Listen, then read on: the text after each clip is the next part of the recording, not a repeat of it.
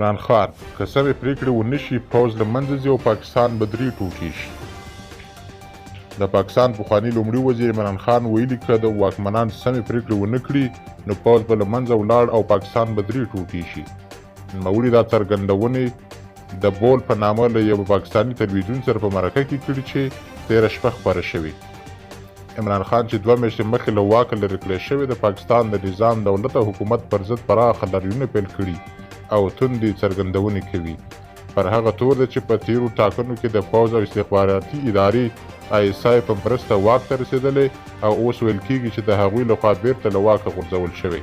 عمران خان په دغه تازه مرکه کې د پاکستان پر اسټبلیشمنټ پوځ او استخبارات کلکې نیوکې کړي او ویلي دي چې که دوی سمې پرېکړې ونه کړي نو پاکستان به 3 ټوټې او پوځ به له منځه ولاړ شي.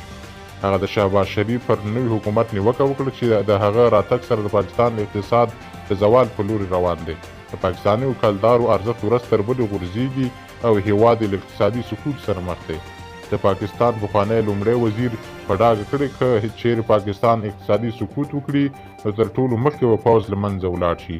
عمران خان ویلي کله چې اقتصادي سقوط وشي نو نړیوال به د مرستو په بدل کې د پاکستان د اتومي وسلو د له منځه وړلو شرط وړاندې کوي چې ورسره پاکستان به 3 ټوټې شي. قدرمنو لیدونکو تاسو د عمران خان دغه تازه څرګندونې څنګه ارزوئ؟